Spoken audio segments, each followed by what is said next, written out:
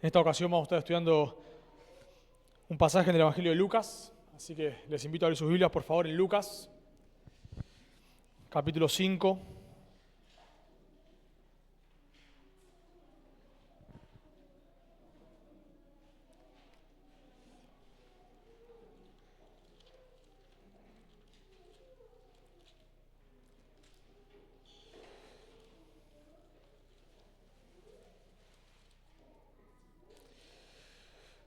Lucas, capítulo 5.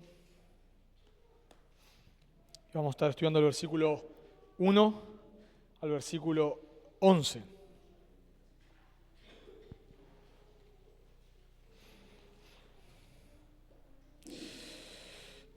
Lucas, capítulo 5, versículos 1 al 11, leemos y luego oramos. Dice la palabra de Dios.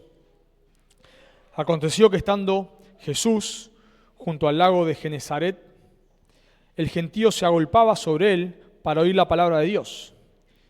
Y vio dos barcas que estaban cerca de la orilla del lago, y los pescadores, habiendo descendido de ellas, lavaban sus redes. Y entrando en una de aquellas barcas, la cual era de Simón, le rogó que la apartase de tierra un poco, y sentándose, enseñaba desde la barca a la multitud. Cuando terminó de hablar, dijo a Simón: boga mar adentro, y echad vuestras redes para pescar. Respondiendo Simón, le dijo: Maestro, toda la noche hemos estado trabajando, y nada hemos pescado, mas en tu palabra echaré la red. Y habiéndolo hecho, encerraron gran cantidad de peces, y su red se rompía. Entonces hicieron señas a los compañeros que estaban en la otra barca para que viniesen a ayudarles. Y vinieron y llenaron ambas barcas, de tal manera que se hundían. Viendo esto, Simón Pedro cayó de rodillas ante Jesús diciendo: apártate de mí, Señor, porque soy hombre pecador. Porque por la pesca que habían hecho, el temor se había apoderado de él y de todos los que estaban con él. Y asimismo de Jacobo y Juan, hijos de Zebedeo, que eran compañeros de Simón. Pero Jesús dijo a Simón: no temas, desde ahora serás pescador de hombres. Y cuando trajeron a tierra las barcas, dejándolo todo, le siguieron. Oramos.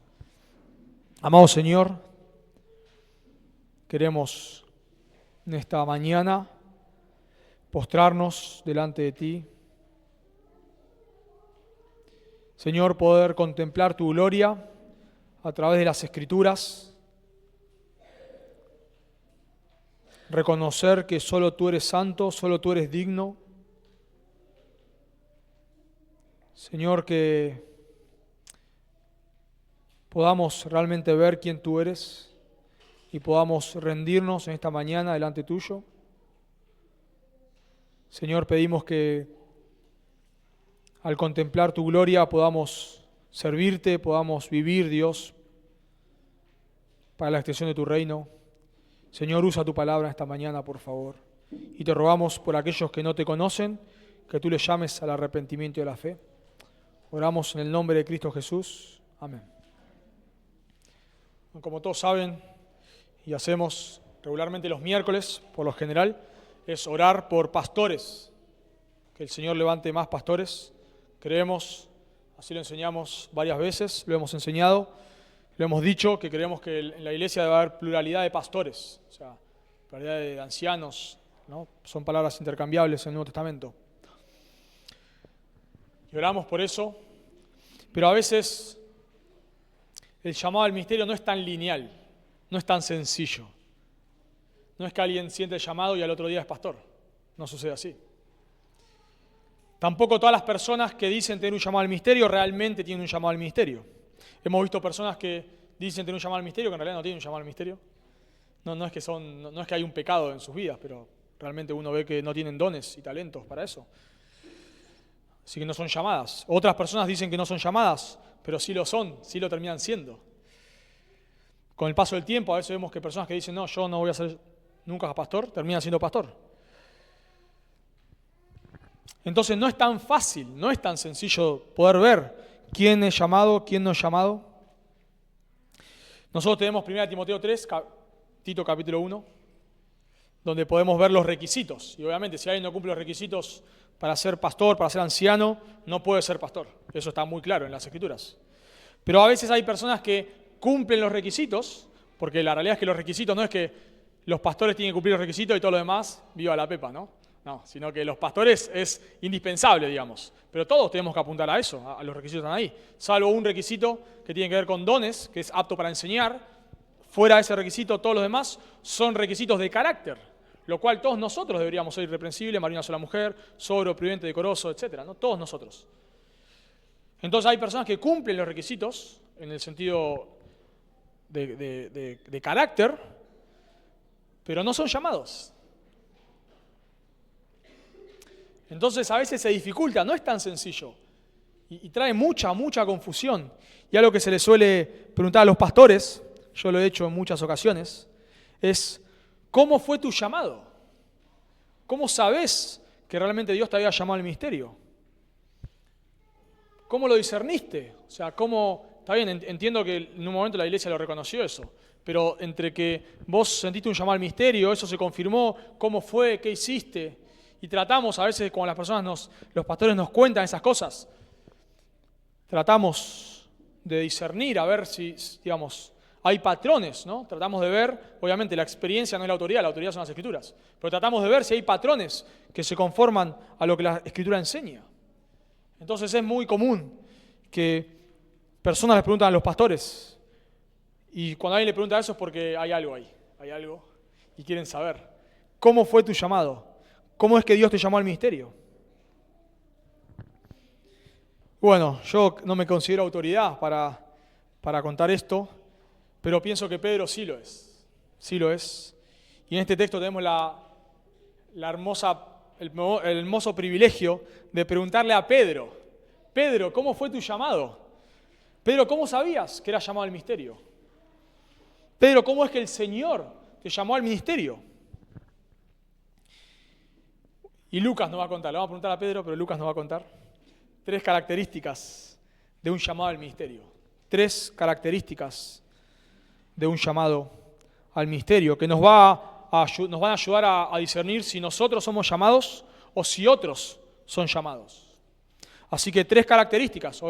Oramos que Dios levante más pastores.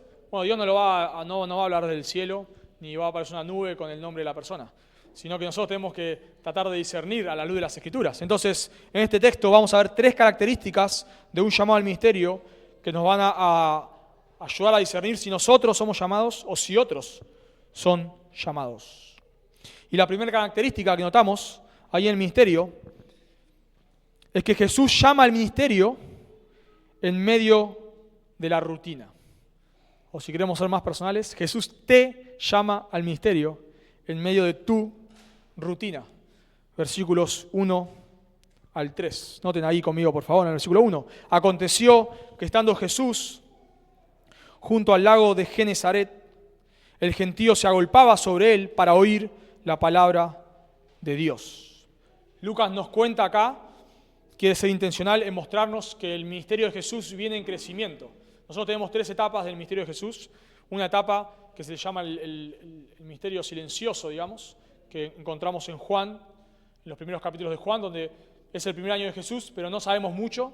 Un segundo año que se le llama el año de popularidad de Jesús, donde nos encontramos en este momento, donde toda la gente lo está siguiendo.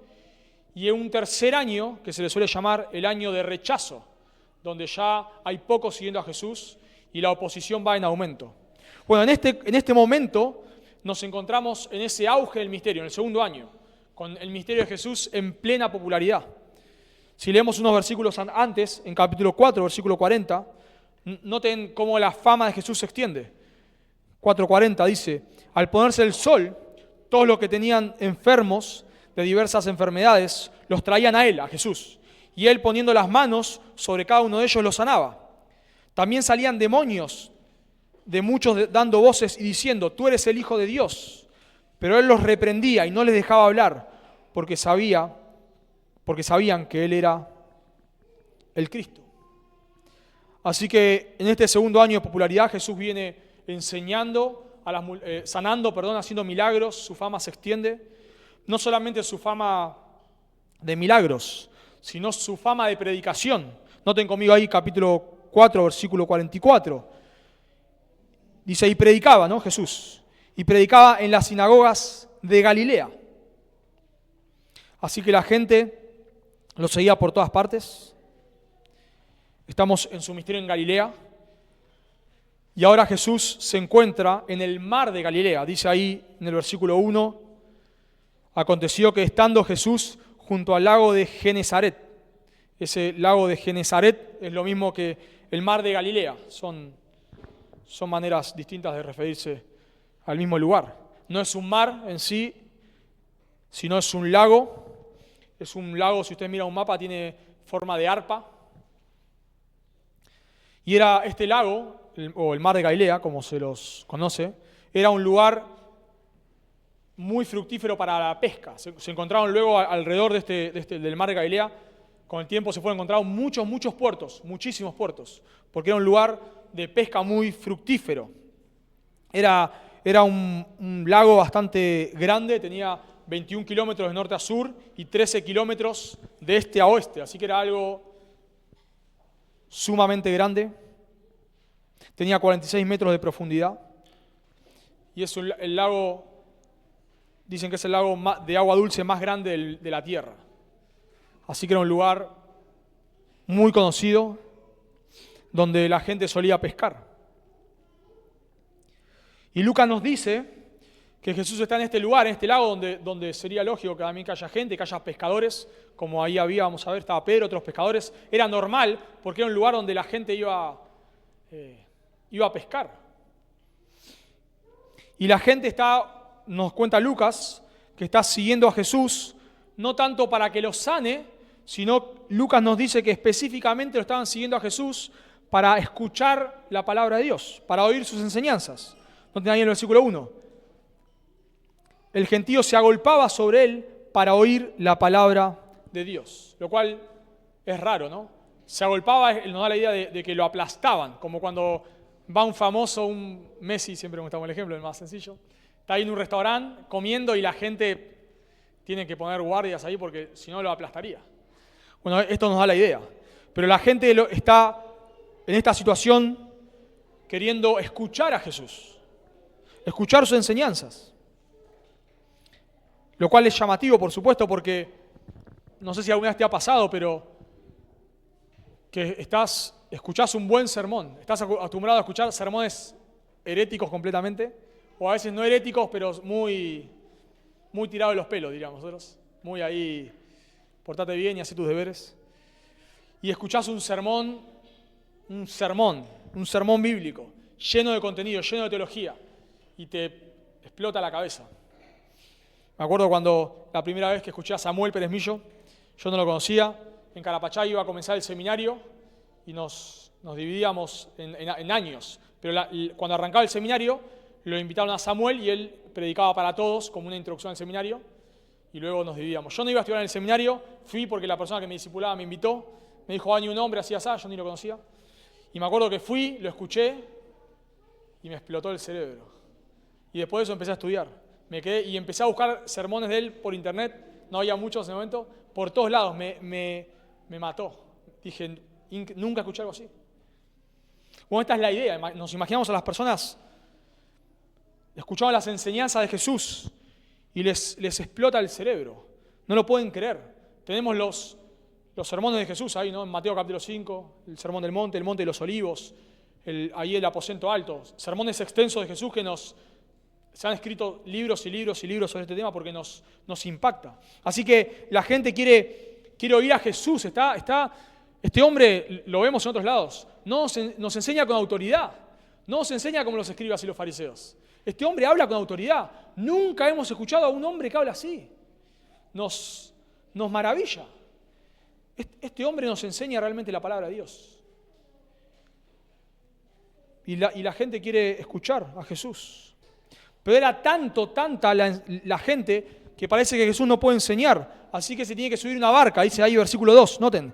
Y vio dos barcas que estaban cerca de la orilla del lago, y los pescadores, habiendo descendido de ellas, lavaban sus redes. Jesús ve 2 barcas. Estas barcas tenían más o menos 8 metros de largo, por 2 metros de ancho, por 1,5 metros de profundidad, así que eran barcas importantes, tenían una capacidad aproximadamente para 15 personas, 10, 15 personas. Y había pescadores, dice ahí el texto, que estaban guardando sus redes, estaban limpiando sus redes, perdón. La idea es para guardarlos, ¿no? O sea, habían terminado de pescar, como va a decir Pedro más adelante, estuvieron toda la noche pescando. Y el Señor le pide a uno de ellos, que es Pedro, que le preste la barca para usarla de púlpito. ¿No? Jesús, a veces lo vemos a Jesús todo el tiempo con predisposición para sanar, ¿no? Lo vemos a Jesús de esa manera. Pero me encanta, Jesús también tiene todo el tiempo predisposición para enseñar. Y cuando a alguien se le acerca a preguntarle algo sinceramente, Jesús siempre está dispuesto a enseñar. Lo vemos ahí en Mateo 13, en las parábolas del reino. Cuando Jesús termina, los discípulos aparte dicen, Señor, no entendimos nada. ¿Nos puedes explicar? Y Jesús no tiene problema, les explica. Viene Nicodemo, de noche, maestro, sabemos que vienes de Dios. Y Jesús le enseña, no hay problema. Así que Jesús no tiene problema en enseñarles, pero no puede hacerle por la cantidad de gente. Así que se sube a esta barca de Pedro y le pide que se retire un poco para que él pueda enseñar. Noten versículo 3. Y entrando en una de aquellas barcas, la cual era de Simón, le rogó, la idea es ahí que le pidió, que la apartase de tierra un poco. Y todo este texto, toda esta porción, Lucas nos quiere enseñar cómo es el llamado de Pedro. Había otras personas acá, vamos a ver. Estaba Jacobo, estaba Juan, probablemente Andrés, quizás otras personas también con Pedro, pero Jesús se quiere enfocar en Pedro. ¿Cómo es el llamado de Pedro? Así dijimos al principio. ¿Cómo es Pedro que el Señor te llamó al ministerio? Así que Lucas acá se centra en Pedro. Y nos llama la atención que no dice nada de la enseñanza. ¿Qué enseñó Jesús? No sabemos. Es como que, la gente lo busca, ¿para qué? Para oír la palabra de Dios. Y Jesús les enseña, ¿pero qué les enseña? No sabemos, porque parece que no es el punto. Me gustaría saber, quizás tenemos otro sermón del monte acá, hermoso. Tenemos otro sermón del monte de los olivos. Son impactantes las enseñanzas de Jesús, pero ¿qué le enseña Lucas? No importa qué enseña, no importa, no dice nada. El punto es el llamado de Pedro. Parece que tampoco nos dice Lucas, leemos el texto y nos preguntamos, ¿a dónde se fue la gente? Había multitudes, ¿qué pasó con la gente? No importa, no importa. O sea, ¿qué pasó con toda esta gente? ¿Se la tragó la tierra? ¿Qué pasó? ¿Se fueron? ¿Jesús lo despidió? ¿Qué le pasó a la gente? No importa, nada de eso importa. Lo único que importa es el llamado de Pedro. Y lo que nos va a introducir en el llamado, en estos primeros versículos, es que el Señor lo llama a Pedro en un día normal. Por eso dijimos que el Señor te llama al ministerio en medio de tu rutina. Jesús lo llama a Pedro, que este es el punto, en medio de la normalidad, en medio de su rutina. Pedro terminó de trabajar, nos dice ahí, y estaban lavando sus redes. O sea, Jesús estaba enseñando, o no estaba enseñando todavía, pero estaba la gente siguiéndolo, y Pedro y los otros pescadores están lavando sus redes. Ahora, Pedro ya conocía al Señor Jesús. Estamos en el segundo año acá. Pedro ya lo conocía a Jesús. No es que él, da la impresión de que Jesús está ahí y Pedro está haciendo su trabajo. Pero no porque no conociese a Jesús. Él ya lo conocía. Porque Jesús ya tuvo un encuentro con Pedro en su primer año de ministerio. Esto leemos en Juan. En Juan capítulo 1 tenemos muy poco de la narración del primer año de ministerio de Jesús. Y vemos que Pedro ya había reconocido que Jesús era el Mesías. Leemos en Juan, yo les leo. Juan capítulo 1, versículo 40 dice: Andrés, hermano de Simón Pedro, era uno de los que había oído a Juan el Bautista, y habían seguido a Jesús. O sea, Andrés, el hermano de Pedro, quizás Pedro también, eran discípulos de Juan el Bautista. Y habían oído a Juan el Bautista decir de Jesús: he aquí el Cordero de Dios que quita el pecado del mundo. Así que cuando Andrés escucha esto, sigue a Jesús. Y dice Juan 1:41. Este halló primero a su hermano Simón, a Pedro, y le dijo: hemos hallado al Mesías, que traducido es el Cristo. Y le trajo a Jesús, y mirándole Jesús dijo: tú eres Simón, hijo de Jonás, tú serás llamado Cefas, que quiere decir Pedro. Así que Jesús ya lo conocía a Pedro, y Pedro conocía a Jesús. Así que Jesús está ahí, pero Pedro está en su rutina. Parece que Pedro, me inclino a pensar que él ya era un creyente. Pedro había estado, nos dice Lucas, había estado en la casa, Jesús había estado en la casa de Pedro y había sanado a su suegra. Noten en capítulo 4, ahí, versículo 38. Entonces Jesús se levantó y salió de la sinagoga y entró en casa de Simón, Pedro, ¿no?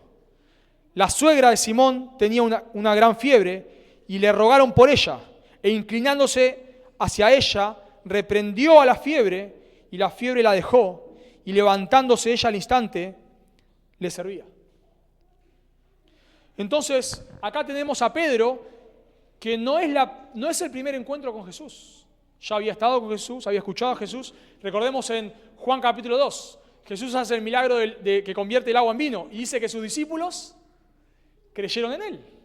Así que Pedro ya había visto no solamente el milagro de la suegra, había visto el milagro del agua, convertir el agua en vino, había escuchado, había presenciado, mejor dicho, no escuchado porque estaba Jesús solo con la mujer samaritana, pero había presenciado la escena de Jesús con la mujer samaritana. Quizá lo había visto a Jesús enseñar a los samaritanos, pero todavía Pedro no había sido llamado al ministerio. Y él, luego de estar con Jesús, vuelve a su trabajo. Así que acá nos encontramos con Pedro en un día normal, donde él terminó de pescar junto con sus discípulos, junto con otros que van a ser discípulos del Señor, junto con otros pescadores, y están lavando sus redes, normal. Y noten cómo comienza, cómo Lucas introduce ahí en el versículo 1. Aconteció que estando Jesús junto al lago de Genesaret. Lucas nos introduce la narración de este texto, dándonos a entender esto, que esto que va a narrar es en la normalidad de la vida. Lucas introduce muchos milagros y muchas escenas maravillosas, y todas esas escenas son en la normalidad. Por ejemplo, en Lucas capítulo 1, un ángel se le aparece a Zacarías mientras él hacía su oficio de sacerdocio. Jesús nace en Belén mientras todos iban al censo. No dice Lucas. O sea, no es que solo José y María iban a hacer el censo. Todos iban al censo, todo el mundo. En la normalidad. Mientras todos iban, justo Jesús nace en Belén. Justo entre comillas, ¿no? Jesús se le aparece a los pastores, ángeles se le aparecen a los pastores cuando estaban ahí en sus trabajos. Todo cotidiano. Nos dice Lucas 2:8. Había pastores en la misma región haciendo su trabajo. Y acá Pedro va a tener su llamado en medio de su rutina. Todo parece un día normal. Todo parece un día típico. Ellos están lavando sus redes. No es el primer encuentro de Pedro con Jesús. Y Jesús va a llamar a Pedro. Lo cual nos muestra, hermanos, que el llamado al ministerio, de vuelta, no lo narrativo siempre decimos, lo narrativo no es normativo. No vamos a hacer una regla de esto, ni la vamos a decir como que tiene que ser así sí o sí, no. Pero una de las características que solemos ver es que Jesús llama muchas veces a las personas al ministerio, no únicamente, pero sí muchas veces, en medio de su rutina, en medio de lo normal. Nosotros tenemos el concepto de que si Dios te llama al ministerio, tiene que ser en una conferencia específica. A veces se venden las conferencias así. Si vos tenés un llamado al ministerio, tenés que ir a esa conferencia. Porque en esa conferencia volvés con el llamado, seguro. Y personas que ni leen sus Biblias, van a la conferencia y vuelven y dicen, yo quiero ser misionero en el África. ¿Por qué? Porque en la conferencia me dieron el llamado. todo movido por emocionalismo.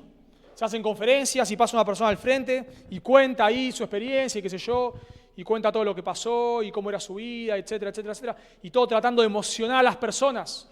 Y empieza a decirle que la gente se va al infierno o sea, es una mezcla de emoción con culpa. Eso tratan de hacer. Y si vos tenés el llamado o querés tener el llamado, tenés que ir ahí, porque ahí se reparte el llamado al ministerio. Bueno, sabemos, Dios puede obrar y sabemos de personas que han sido llamadas al ministerio en ese contexto, está bien, porque Dios no se limita a nosotros, por supuesto. Pero no necesariamente, no necesariamente. Y muchas personas salen al ministerio, lamentablemente, solo por emoción o manipulación, para darse cuenta que no tienen ningún llamado. Así que, si vos pensás que el llamado al ministerio tiene que ser un momento inolvidable, algo único, no. Tenés que ir al lugar donde viene el profeta y empieza a señalar, vos, van a ir al ministerio. ¿No? Y va ahí el profeta repartiendo llamados. No tiene nada que ver con eso, nada que ver. Solemos ver llamados en medio de lo cotidiano. ¿Cómo fue llamado Moisés? Nos dice Éxodo 3:1. Apacentando Moisés las ovejas de Jetro, su suegro, sacerdote de Madián, llevó las ovejas a través del desierto y llegó hasta Horeb, monte de Dios, y se le apareció el ángel de Jehová. ¿Qué estaba haciendo Moisés? ¿Fue a la conferencia a buscar el llamado? No. ¿Qué estaba haciendo David cuando Dios lo llama a ser rey? ¿Qué estaba haciendo? ¿Fue a la conferencia a donde estaba el profeta que repartía llamados? No, estaba ahí con las ovejas. No necesitamos ir a buscar ninguna experiencia mística, no necesitamos manipular nada. Muchas veces los llamados al ministerio empiezan con una charla solamente, con una pregunta. Un pastor te dice, ¿y no consideraste que quizás Dios te está llamando al ministerio? Es una charla informal y no te puedes sacar eso de la mente, no te lo puedes sacar. Fue una charla a la pasada, fue un comentario, pero se te clava como una espina en el corazón. Y le decís, no, ni loco, pero no puedes parar de pensar, en eso. Un sermón que no tenía nada que ver con el llamado al ministerio, pero te dejó pensando.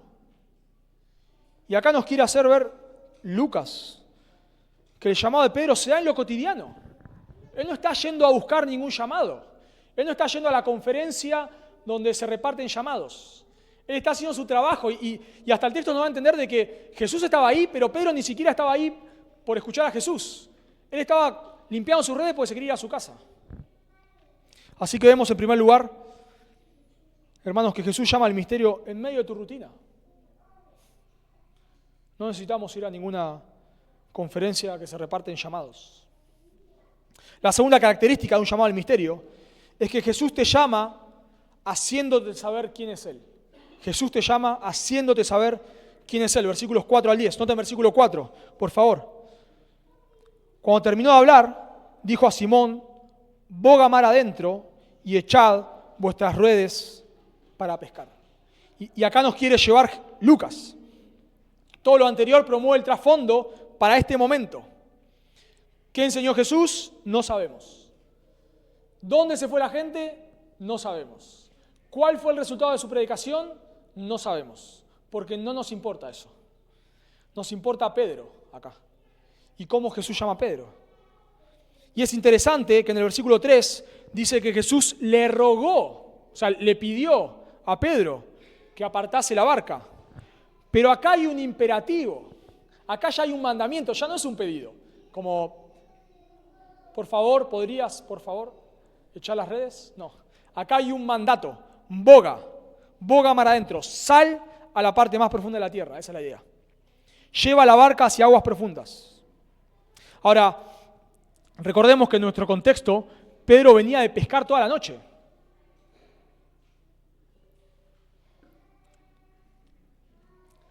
Así que lo que Jesús le pide acá no es algo sencillo. Ya Jesús le pidió que le preste la barca, lo cual implicaba que Pedro dejaba de limpiar las redes, se subía a la barca, se subía con Jesús y esperaba que Jesús terminase de enseñar.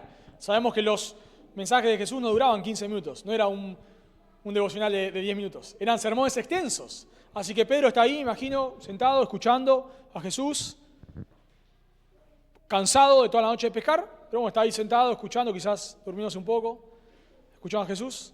Bueno, hasta ahí lo toleramos, digamos, sería algo bueno, qué sé yo, razonable. Pero ahora Jesús le pide algo inaceptable, diríamos, inaceptables. Le dice, boga mar adentro, segundo imperativo, echad vuestras redes, lo cual nos da a entender que no solamente estaba Pedro, sino había otras personas. Boga singular, echad, es plural, ustedes, sería la idea, ustedes echen las redes. Y Jesús los había visto que estaban limpiando las redes. Así que la pregunta es, ¿por qué le pidió esto? ¿Por qué le pide a Jesús? ¿Por qué le pide que echen las redes? Es insólito el pedido. Y Pedro, en un sentido, hace notar que es insólito. Nota en versículo 5. Respondiendo Simón le dijo, Maestro, toda la noche hemos estado trabajando y nada hemos pescado, mas en tu palabra echaré la red. La respuesta de Pedro es impresionante por dos motivos.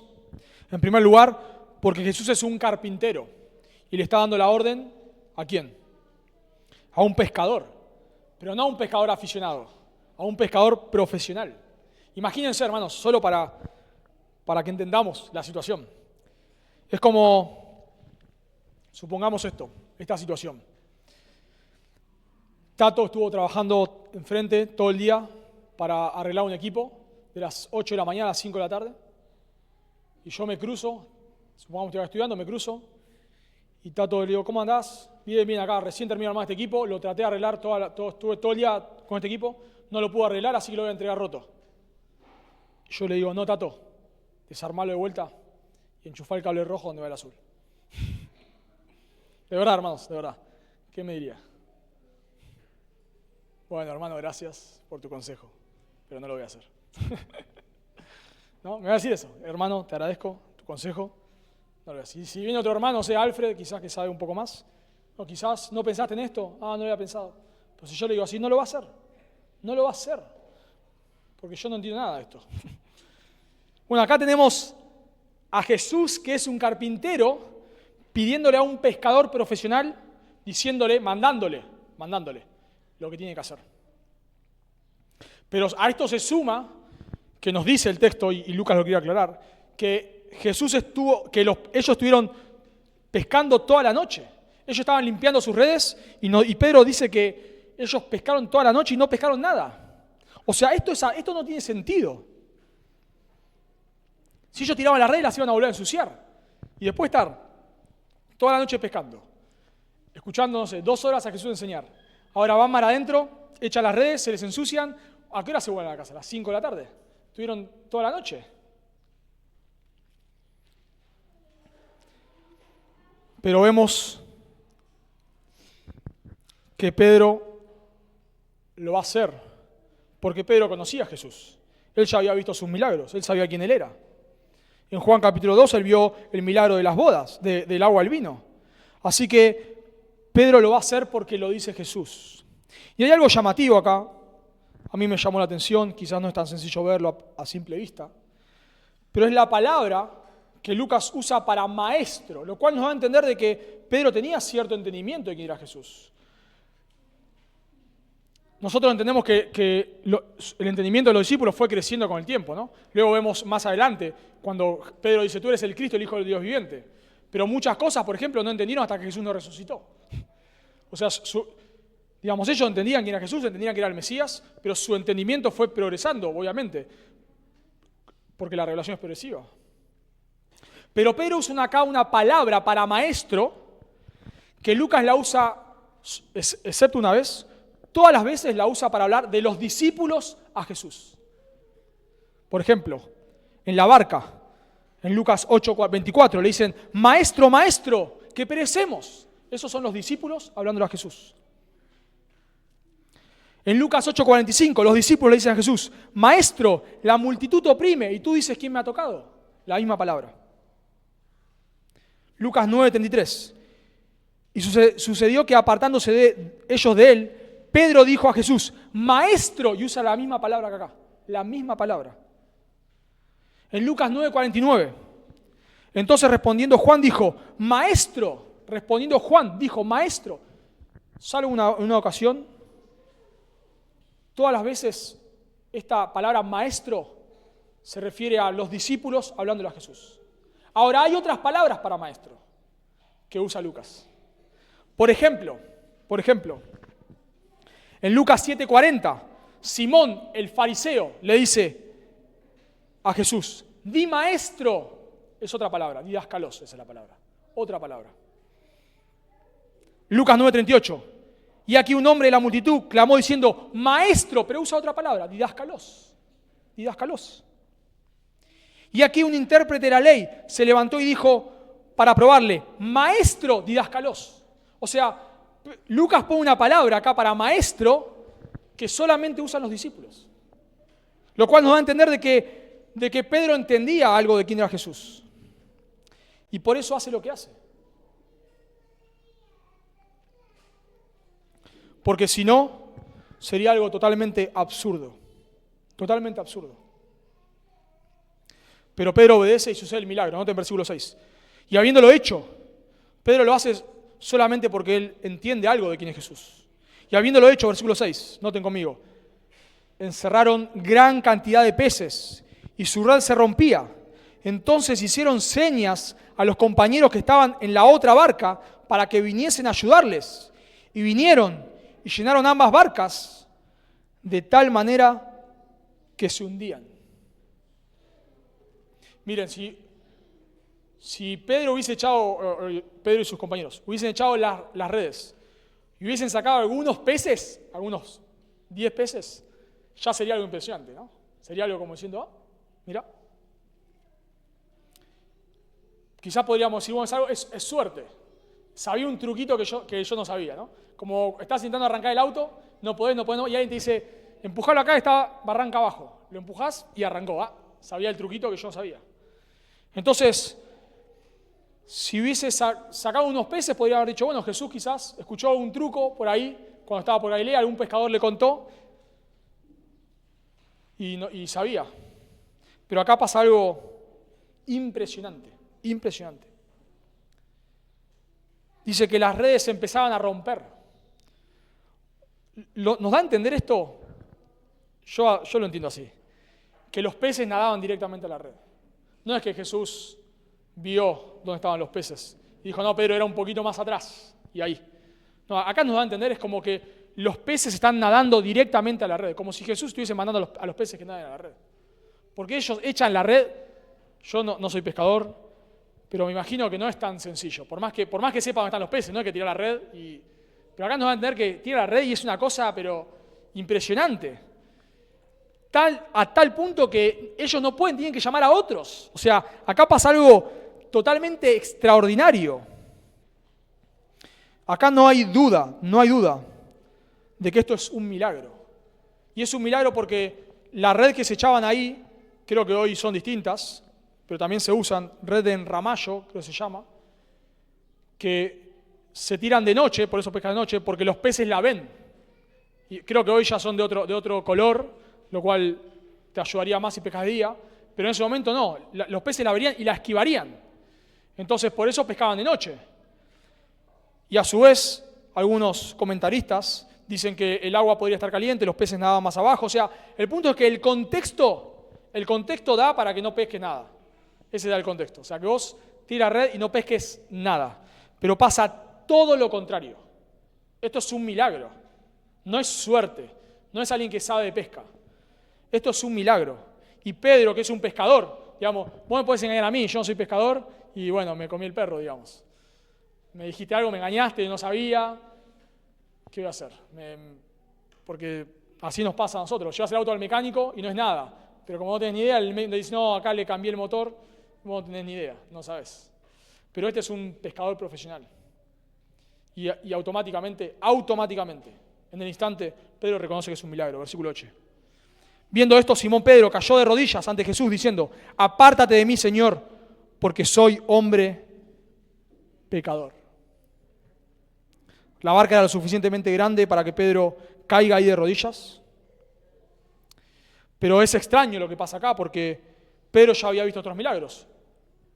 Había visto el milagro del agua en vino, había visto el milagro de la suegra.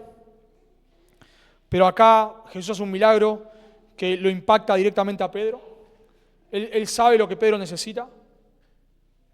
Y Pedro reconoce quién es Jesús. Noten: apártate de mí, Señor, porque soy hombre pecador.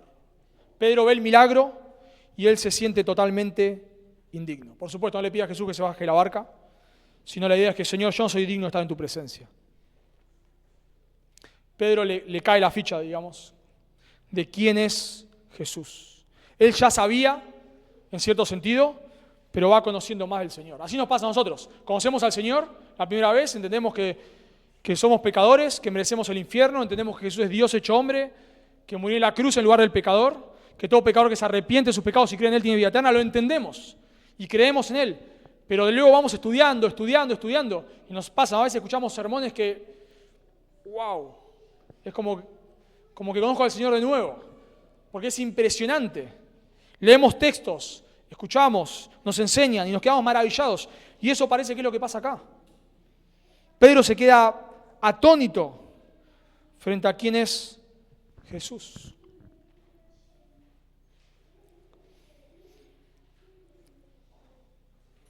Y parece que Pedro, en esta experiencia, es que él tiene su llamado. Y acá yo pienso que tiene que ver con el llamado del Pedro al ministerio, porque es lo que dijo Santi, leyó Santi, es exactamente casi la misma situación que Isaías. ¿Recuerdan en Isaías? Dice Isaías 6:1, en el año que murió el rey Usías, vi yo al Señor sentado sobre un trono alto y sublime, y su falda llenaba el templo. Por encima de él habían serafines, cada uno tenía 6 alas, con 2 cubrían sus rostros, con 2 cubrían sus pies, y con 2 volaban. Y el uno al otro daba voces diciendo: Santo, santo, santo, Jehová de los ejércitos, toda la tierra está llena de su gloria. Y los quinciales de la puerta se estremecieron con la voz del que clamaba, y la casa se llenó de humo. Isaías tiene una experiencia distinta, obviamente, pero similar a Pedro. O sea, Pedro acá, con este milagro, ve la gloria del Señor. Isaías, en otro contexto, ve la gloria del Señor. Y las respuestas son las mismas. Dice Isaías 6:5. Entonces dije: ¡ay de mí, que soy hombre muerto! ¿Y qué dice Pedro? Aléjate de mí, que soy pecador. Y la respuesta del Señor es la misma. Al final, ¿qué le dice? Te haré pescador de hombres. Y en Isaías, ¿qué dice? ¿A quién enviaré y quién irá por nosotros? Entonces respondí yo: heme aquí, envíame a mí. Y dije: anda y di a este pueblo, el llamado de Isaías al ministerio. Lo mismo tenemos acá, manifestación de la gloria de Dios, un sentido, una conciencia de pecado y un llamado al ministerio. Anda, di a este pueblo, de aquí en adelante serás pescador de hombres. Y de vuelta, así como dijimos que muchas veces vemos ciertos llamados en la Escritura, no podemos decirlo como algo normativo, pero vemos ciertos llamados en lo cotidiano. Otra característica que vemos del llamado es que cuando Dios te llama, vos te sentís indigno. Vos te sentís que no das con la talla. Cuando Dios le dice a Moisés que vaya a Egipto y libera al pueblo, ¿qué le dice Moisés? Éxodo 3:11. ¿Quién soy yo? No, Dios, te equivocaste. Te equivocaste de dirección. Acá no era. Era a otro lado. Yo no. No, Señor, yo no. Cuando llama a Gedeón, ¿qué le dice? Gedeón, no, Señor, no, te equivocaste. Yo no era. Me parece que te equivocaste. Y Pedro acá se siente completamente indigno. Y me encanta algo precioso, es que Pedro dice en el versículo 8, apártate de mí porque soy hombre pecador, soy hombre pecador. Y lo que dice cuando vi esta frase dije, bueno, ¿cuántas personas en el Evangelio de Lucas se llaman así? Porque habla mucho de que Dios vino a buscar a los pecadores. Lucas hace mucho énfasis en eso. Jesús vino a salvar a los pecadores, eso está claro. Pero ¿quién se llama pecador? A sí mismo en el Evangelio de Lucas. Porque nosotros leemos, todos somos pecadores, ¿sí? todos pecamos, pero llamarse un pecador era algo muy grave. Los fariseos que acusaban a Jesús que comía con publicanos y pecadores y prostitutas. O sea, ese era el target, digamos, ¿no? O sea, venían los publicanos, los pecadores y las prostitutas. O sea, era algo totalmente indigno. Cuando Jesús entra en casa de Zaqueo, dice Lucas 19:7, al ver esto todos murmuraban diciendo que había entrado a posar con un hombre pecador.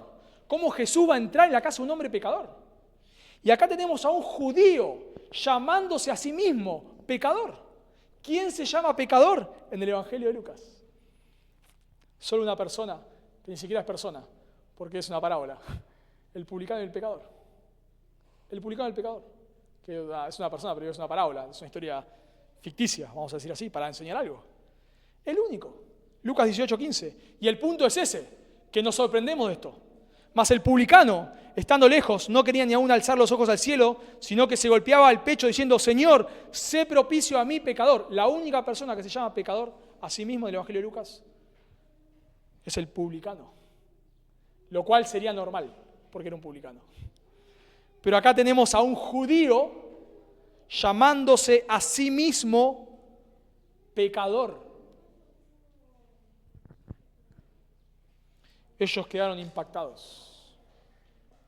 No solamente Pedro habla acá, pero nos da a entender de que habla en respuesta de los otros también, porque dice ahí, nota en versículo 9, porque por la pesca que habían hecho, el temor se había apoderado de él y de todos los que estaban con él, y asimismo de Jacobo y Juan, hijos de Zebedeo, que eran compañeros de Simón. O sea, está hablando Pedro, pero está hablando en representación de todos. Todos están diciendo, Señor, alejate de acá, por favor. No lo merecemos. No se nombra Andrés, probablemente Andrés también estuviese porque trabajaba con Pedro en la pesca. Y de nuevo, no hacemos algo normativo, pero así como decimos que el Señor Jesús muchas veces llama en medio de lo cotidiano al ministerio una persona, no necesariamente una conferencia, también vemos que una de las características es que cuando Dios te llama al ministerio, la primera reacción suele ser no algo normativo, como que sí o sí pasa, pero muchas veces pasa, es no, yo no. Alguien te dice, me parece que tenés que llamar al misterio. No, yo no. No. ¿Vos tenés que llamar al misterio? No, nada que ver. Porque entendemos. No, ni loco. Yo, pastor, no, jamás. Porque nos sentimos indignos. Entendemos la responsabilidad. Y nos quebrantamos. No, Señor, yo no puedo ser. Tiene que ser otro. El que piensa que por su conocimiento... ¿Vos parece que tenés un llamado al pastor? Sí, yo soy un fenómeno. Estudié en 2 seminarios, saqué 3 doctorados, aprendí griego y hebreo. Obvio, ¿cómo el Señor no me llama al misterio? Bueno, ahí a esa persona le decimos, me parece que Dios no te llamó. Si una persona piensa que, sí, menos mal que el Señor me llamó al ministerio, porque si no la iglesia se venía a pique. Menos mal. Le salvé la iglesia al Señor. Bueno, esa persona no es llamada al misterio.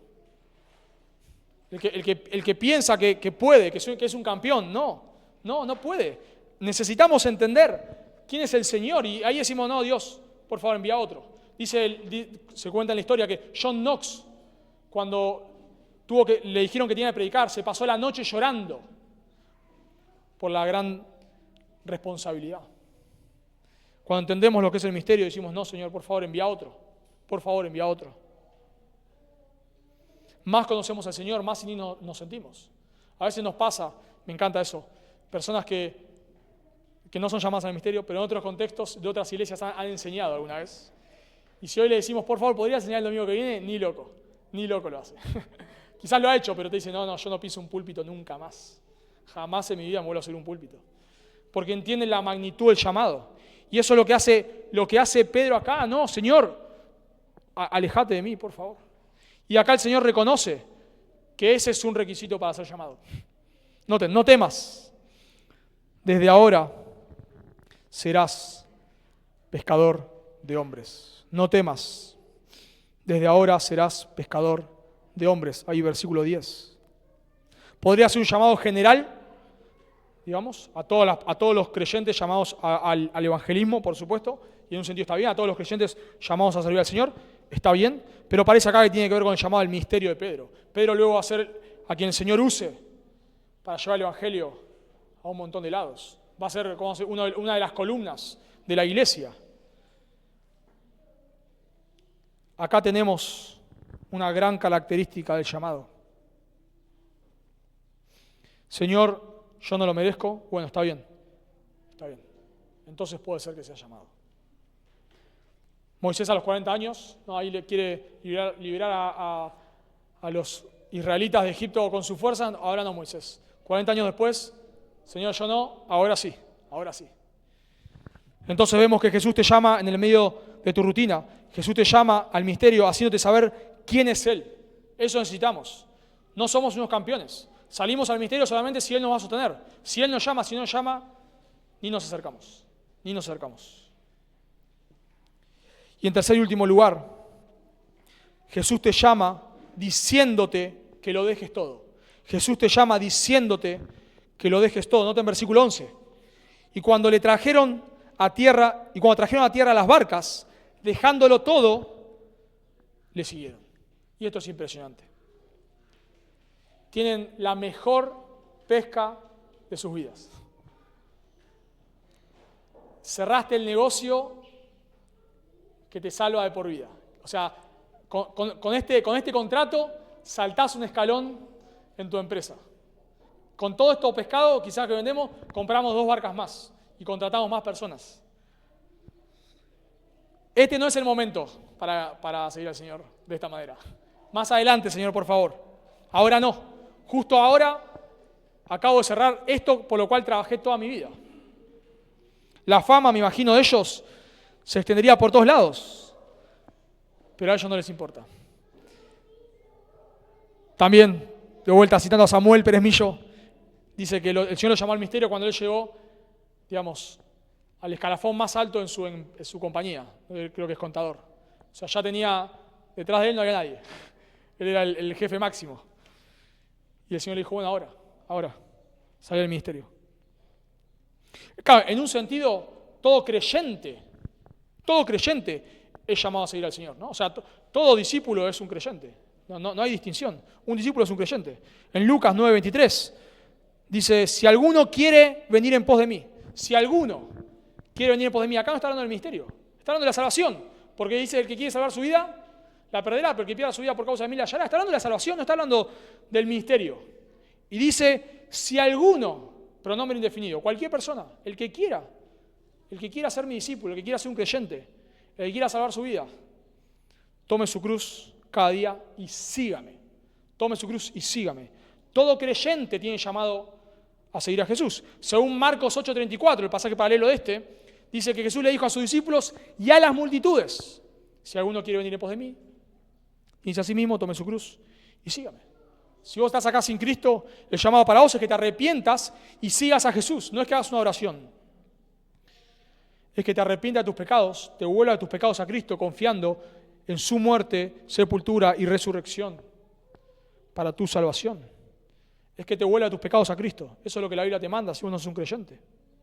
Entonces toda persona que ve su condición de pecador debe seguir a Jesús. Pero acá me inclino a pensar, por todo lo que ya he argumentado, que tiene que ver con el llamado al ministerio. Que lo dejen todo. En un sentido no lo vendieron todo, porque en Juan 21 Pedro tenía barcas todavía. Luego de que Jesús muere y resucita, cuando Jesús se le aparece estaban pescando, tenía barcas. En Lucas 5:29 dice que Mateo lo dejó todo para seguir a Jesús, pero luego hace una comida en su casa, así que su casa no la dejó. Y algo de plata tenía porque hizo una comida para todos. El punto acá es que ellos dejan su oficio para seguir a Jesús. Ya no van a vivir de la pesca, ese es el punto. Ya ellos no van a vivir de la pesca, sino ahora ellos van a vivir junto con Jesús de que otras personas lo sostengan. Y es llamativo que Pedro cita esto más adelante. ¿Recuerdan cuando se le aparece el joven rico y Jesús le dijo, anda, vende todo lo que tiene, da a los pobres, ven y sígueme? Y el rico se va porque tenía muchas posesiones. Y Pedro le dice a Jesús, he aquí nosotros hemos dejado nuestras posesiones. Lucas 18:28. Nosotros hemos dejado nuestras posesiones y te hemos seguido. Porque eso es lo que hizo acá Pedro. dejando todo, en su mejor momento, para seguir a Jesús. Y eso es lo que hace el Señor cuando nos llama a servirlo, pensando en el misterio, pensando en un pastor, en un misionero. Lo dejamos todo para seguir a Jesús. Ahora sabemos, por supuesto, que hay pastores que son bivocacionales, o sea, tienen su trabajo en el ministerio pastoral y tienen su trabajo fuera, digamos, su trabajo secular, como se le suele llamar. Bueno, quizás la iglesia no lo puede sustentar. Bueno, está bien, si tiene que hacerlo, no es pecado, por supuesto, de ninguna manera. La Biblia nos dice que Pablo por momentos lo hizo, claro que sí, pero Pablo dice que el obrero es digno de salario. Lo cual nos da a entender de que si la iglesia no te puede sustentar, trabajá, y está bien que lo hagas, está perfecto. Pero si la iglesia te puede sustentar, no lo hagas, no lo hagas. Hay pastores que se sienten culpables porque tienen que trabajar. Una vez hablaba con un hombre, un pastor con mucha más experiencia, y él emocionado me dijo, yo toda mi vida quise estar a tiempo completo, pero la iglesia no me puede sustentar. Y bueno, por años he servido al Señor así, pero me encantaría hacerlo. Bueno, este hombre no puede. Hay personas, quizás, no sé, un pastor que sale del ministerio y está próximo a jubilarse, le faltan 5 años. Bueno, quizás está bien, jubilate y después seguís en el ministerio, o sea, estás a tiempo completo una vez jubilado, podría ser. Quizás, no sé, tu hijo tiene una enfermedad y tu trabajo te cubre algo. Bueno, hay situaciones, por supuesto. Pero en nuestros corazones nosotros tenemos que estar dispuestos a dejarlo todo. Si el Señor te llama al ministerio a tiempo completo y la iglesia te puede sustentar a tiempo completo, pero vos no lo hacés porque querés ganar más dinero, quizás hay algo que no está bien. Sabemos que cuando el Señor te llama al ministerio, en un sentido, lo más probable, de vuelta, no es el 100% de los casos, pero si te llama al ministerio a tiempo completo, lo más probable es que tu crecimiento económico se tienda a detener. No en todos los casos, Dios es soberano, hay personas, pastores, que están muy bien económicamente, digamos, no es el caso, pero es muy probable, porque vos ya no estás dependiendo de que vos generes. O sea, vos no vas a decir, bueno, sí, voy a predicar ahí si me pagás tanto. No lo vas a hacer. No vas a decir, bueno, sí, hermano, te aconsejo, pero mi hora de consejería está tanto. No lo vas a hacer. No vas a decir, bueno, me quiero de vacaciones, así que voy a dar más consejería, así me pagan más. No hacemos eso. Ni decimos, bueno, vamos a predicar a más lados, así me pagan más y me voy. No haces eso. Ya estás al ministerio y bueno, confías en el Señor, en su provisión y listo. Y esto es lo que hace Pedro acá. Lo cual, por supuesto, si Dios te llama al ministerio, y he sabido de hombres que Dios los llama al ministerio y a veces detienen sus carreras profesionales. No pueden estar a tiempo completo, todavía, no lo pueden hacer, pero detienen sus carreras profesionales. Rechazan ascensos laborales. O sea, es como si el Señor te llama al ministerio, tu llamado es lo prioritario ahora. Todo lo otro es secundario. O sea, si me ofrecen ahora ser gerente, pero eso se contrapone con mi llamado y voy a tener que decir que no. Si no tengo un llamado al ministerio, lo agarro, no hay problema. ¿Qué problema hay? Está bien. Y glorifico al Señor y si el Señor me permite preparar, está bien. Pero si ahora Dios me llama al ministerio, no. Y hay personas que dejan buenos trabajos para agarrar peores trabajos porque el Señor lo llamó al ministerio. O sea, ahora esto se transforma en lo prioritario. Ya no estás mirando tu crecimiento económico. Ya, listo. Dejaste eso en manos del Señor. Señor, lo que vos me quieras proveer, está bien, eso está en tus manos, yo ahora te voy a seguir. ¿Cuánto iba a ganar Pedro por mes? No sabemos. ¿Qué iba a comer a fin de mes? No sabemos. El Señor lo llama y Él lo va a sustentar y así lo hizo. Así lo hizo. Entonces, si el Señor te llama al ministerio, debes entender que hay un costo. Hay un costo donde vos renunciás a un montón de cosas, que de vuelta no son pecaminosas. Si el Señor te llama al ministerio y vos podés ser un gran empresario, hacelo. Y usar recursos para el reino de Dios, hacelo. Está bien, ningún problema. Pero si el Señor te llama al ministerio y de vuelta la iglesia no te puede sustentar a tiempo completo, vos tenés que reestructurar tu vida. Sabemos de pastores que, de vuelta, ellos tienen que trabajar, siguen el mismo trabajo, y lo sé de personas muy cercanas, que siguen teniendo el mismo trabajo, ganan exactamente lo mismo, quizás ganan cada vez más, Pero ellos su economía la reducen cada vez más, porque se están preparando. Ellos ya saben, yo hoy tengo un trabajo que la iglesia no me va a poder pagar esto. Y yo ya sé que cuando salga el ministerio no voy a poder ganar lo que ganaba. Entonces yo ya empiezo a reducir mi economía, porque yo ya sé que el Señor me llamó al ministerio. Y voy en pos de eso. Si el Señor te llama al ministerio, debes saber que el Señor te llama a dejarlo todo. Ahora el ministerio se transforma en tu prioridad. Obviamente, no hablo de tu prioridad por ser tu comunión con Dios, ni tu prioridad por ser tu familia. Entienden lo que estoy diciendo, ¿no? ¿Entienden? Tu prioridad en el sentido de ya no es tu trabajo secular. Ahora es el ministerio. Por lo tanto, si el Señor te llama al ministerio, quizás vos debas, o de vuelta, vos pensás que tienes un llamado al ministerio, quizás debas empezar a reacomodar tu vida para ese momento. Quizás se dé, quizás no lo sabemos, pero reacomodás tu vida. Entonces ahora tu estudio teológico se vuelve una prioridad. Ahora, si puedo estudiar algo que sea compatible con el ministerio, porque yo no sé si me va a poder sustentar. Entonces, si puedo estudiar algo que sea compatible con el ministerio, lo hago. Ahora trato de involucrarme más en la iglesia, porque, por supuesto, ¿de qué se trata el ministerio? ¿No? De servir a la iglesia, claro, de servir a los hermanos. Entonces, trato de reacomodar porque el ministerio se vuelve una prioridad.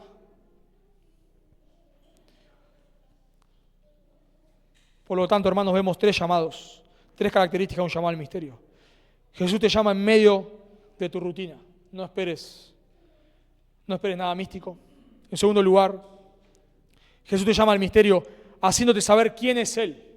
Lo que vos necesitas antes del ministerio es ser humillado, conocer más al Señor, entender su grandeza, entender tu incapacidad para decir, Señor, yo solamente salgo si vos me estás llamando. ¿Estás seguro, Señor? Si no, por favor, no me envíes porque yo no puedo. Yo voy a salir solamente si vos me vas a sostener. Si no, no salgo. Porque entiendo que no soy digno, entiendo que yo no puedo. Y reconozco quién es Él. Y en tercer lugar, Jesús te llama al misterio diciéndote que lo dejes todo. Si vos estás pensando, bueno, yo quiero salir al misterio, pero no quiero renunciar a todo esto. Yo quiero salir al misterio, pero no quiero dejar mis vacaciones en Miami. Bueno, quizás no las tengas que dejar, no sé, pero sí en tu corazón, por lo menos. Jesús te llama al misterio diciéndote que lo dejes todo. Así que, hermano, oramos.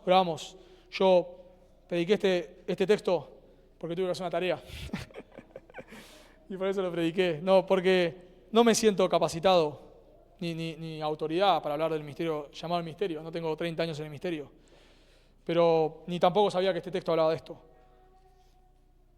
Pero pienso que oramos por llamados al misterio y mi oración cuando estaba estudiando es, bueno, que el Señor use esto, yo no sé quién. Oramos por más pastores. Y entiendo que no van a caer con paracaídas del cielo, creo. Entonces, me imagino que el Señor llamará, quizás puede ser personas que todavía no estén acá, puede ser. Que el Señor traiga personas que todavía no estén, es una posibilidad. O otras que el Señor levante personas de acá.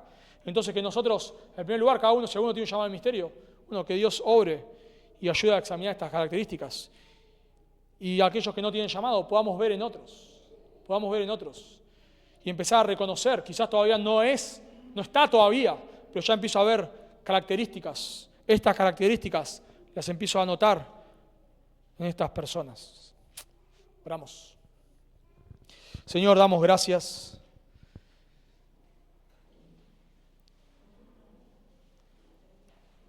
por tu palabra, Señor, damos gracias porque entendemos que el llamado al misterio es un llamado tuyo, que tú das en tu gracia. Señor, de ninguna manera llamas a personas por sus capacidades, sus talentos, sus dones. Señor, tú no estás allí en el cielo buscando a los mejores, sino buscando a los peores, a aquellos que nosotros nunca elegiríamos. Y tú los eliges, Señor, para enviarlos y luego, Señor, cuando estas personas te sirven, no queda duda que la gloria es para ti, Señor, porque son incapaces, son pecadores, son indignos. Señor, ni los serafines son dignos de estar en tu presencia, ni los ángeles santos son dignos de servirte, cuanto más pecadores, Señor, que una y otra vez luchan con sus pecados y ven su inmundicia Señor, cuánto más ellos son indignos. Somos indignos, Señor. Pero gracias, Dios, porque tú has puesto este tesoro en vasos de barro. Y te rogamos, Dios, que tú levantes más pecadores indignos en este lugar. Señor, más pecadores dispuestos a servirte. Que tú llames hombres al ministerio, Dios, por favor, y nos regales en esta iglesia muchos pastores, Señor. Muchos pastores. Hombres que den su vida por ti, Señor. Hombres que pongan su mano en el arado y no miren para atrás. Por favor, Dios, te lo rogamos. En el nombre de Jesús. Amén.